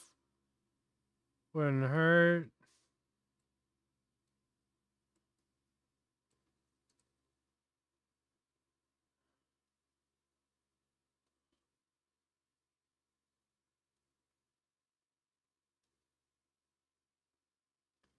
Might be a little too big.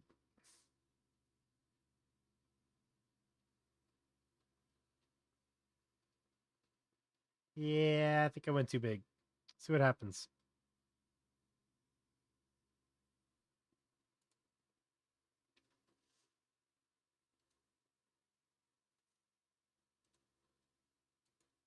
Crazy. Okay.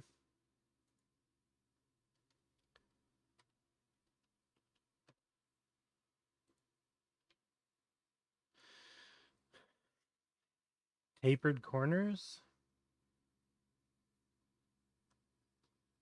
Oh, I see. It just makes them kind of... Let's untaper those corners.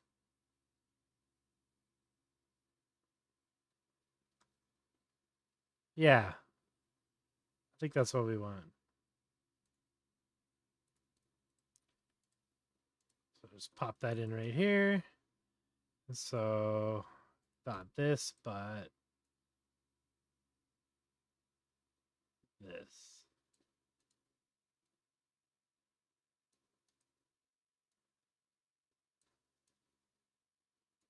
That should do it. Okay. It's still so cool. All right, let's try big fuzzy slippers.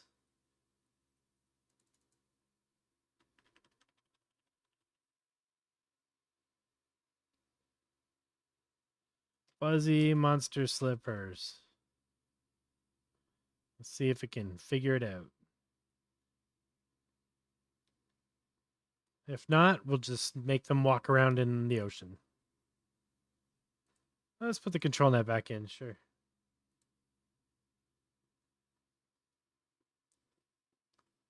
Moment of truth.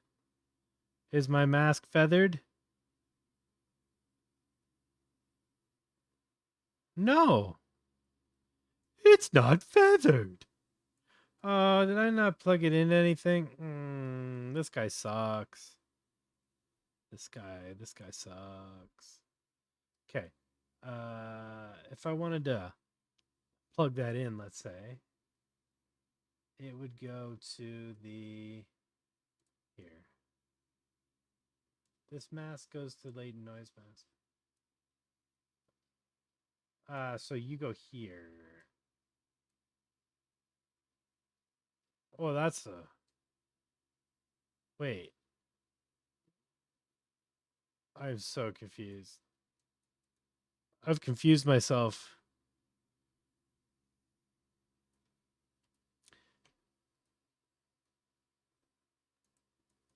Mask to image for the output, but then this goes here. Cut out the middleman. Actually, make a reroute. Yeah. When in doubt, make a reroute. Ooh, I should put that on a t-shirt. Span 5. Mask converted out. Pop, pop, pop. Yeah, that's all good. And then you're going to here, so you guys are cool. What is your deal? What are you plugged in? Oh, you're the... You load. Nothing's going into here, so the load needs to get turned into a mask. Yep. So we'll load this. Image to mask. Mask to this. Grow the mask. Mask goes out to the latent noise mask and to this viewer. So we can see what the fat mask looks like.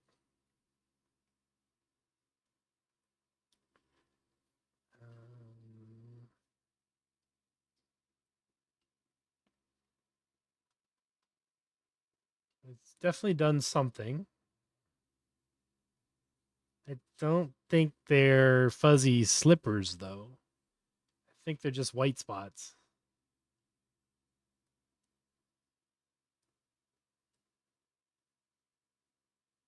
Oh, wait, because where do you come from? Oh. You should also come from the fatter one. Yeah. Okay.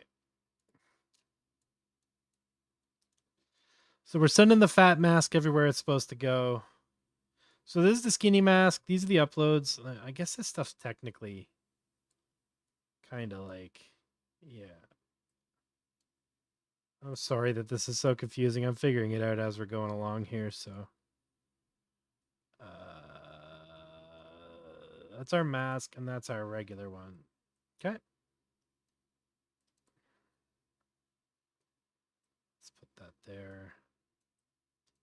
That's fine, and then put you guys here. So, grow.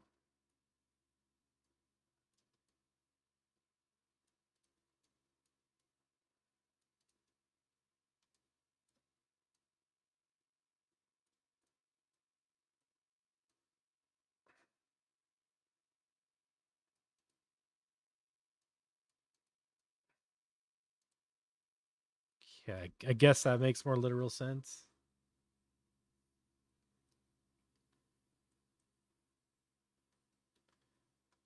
Oh, we'll see. I'm pressing X to doubt that this is going to be good.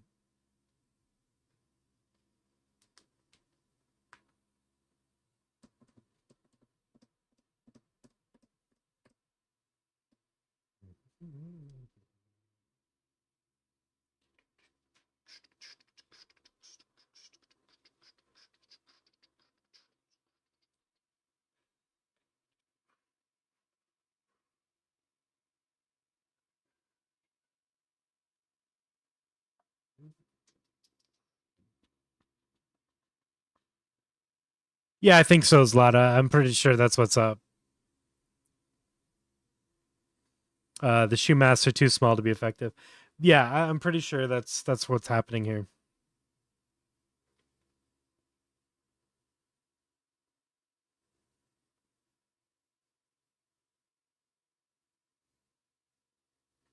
But we'll see. You never really know from the preview image.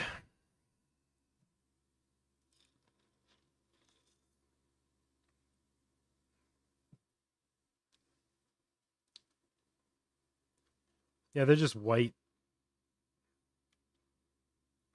Plus everything else looks pretty bad.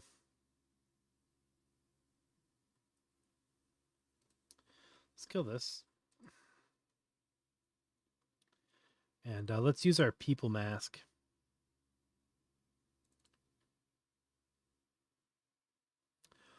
But let's invert it.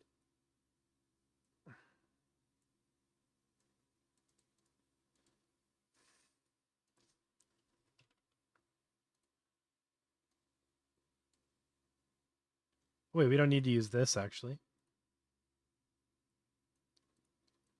Because we have a mask inverted. That's handy.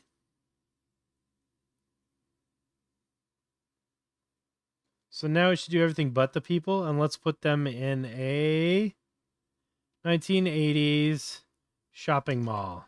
Neon signs. Empty stores.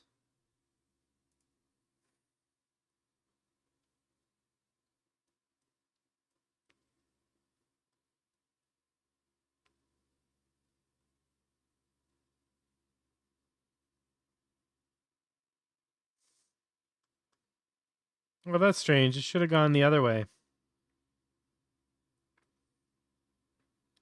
Maybe mask inverted. I think it will. I think it's just because I didn't have this plugged in. I only had the, yeah. I think it'll be fine. Whoa, yeah, this is going to be trippy.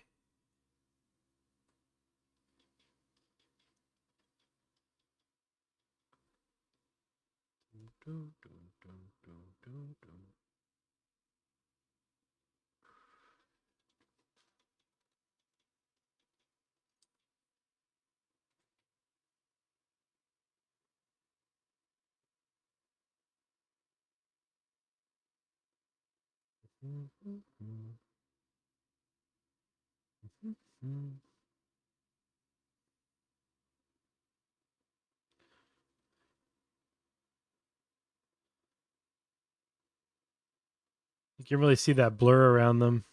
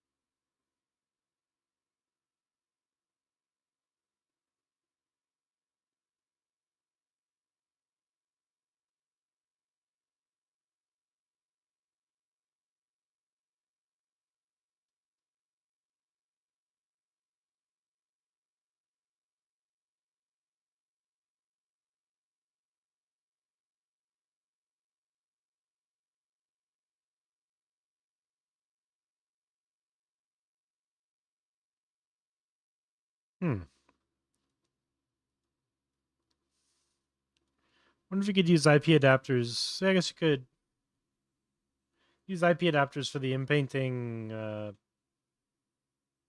source. I just want to see what happens when I add the inpainting.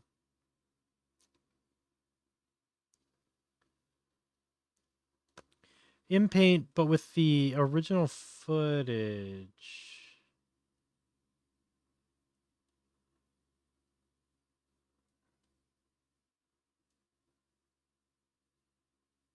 Yeah. Let's try that.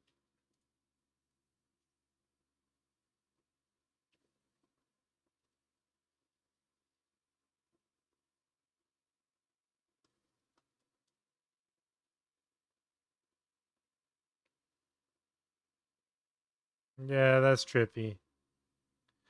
Beyond trippiness, though, I don't know if it's actually useful yet until we really spend some time on the masks and the inpainting and trying to understand exactly how this workflow can be useful. But it's really cool for just making trippy stuff, that's for sure.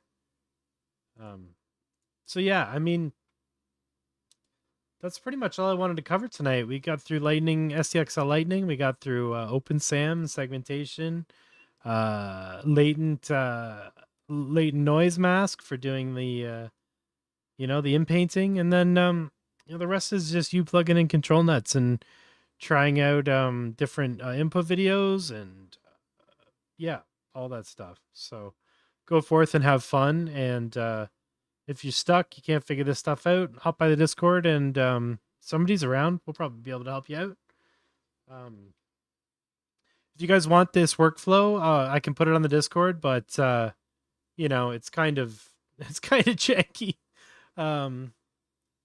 But yeah, you can either go through and rebuild it from these screenshots here, or I can throw it on the Discord, whatever works for y'all. Come by the Discord, come hang out, pers.xyz, patreon.com/pers. Hit me on Twitter, hit me on Instagram, tag me in the stuff you make, and go forth and make cool stuff. Pers loves you, and we'll see you all very soon. Thanks for hanging out, everybody.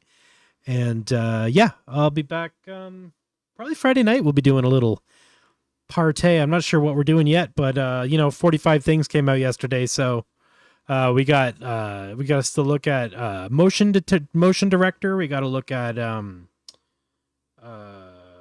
what's the other one that just came out today? Something else came out I think just today. One sec. It's called free control. Free control. Which apparently it's like a bunch of control nets together or something, and you can just give it like a very basic understanding of what you want, and it can make wild stuff. So we'll probably start digging into that on Friday, unless something else crazy comes out between then. But yeah, thanks for everybody, and we'll see you real soon. Have a great night.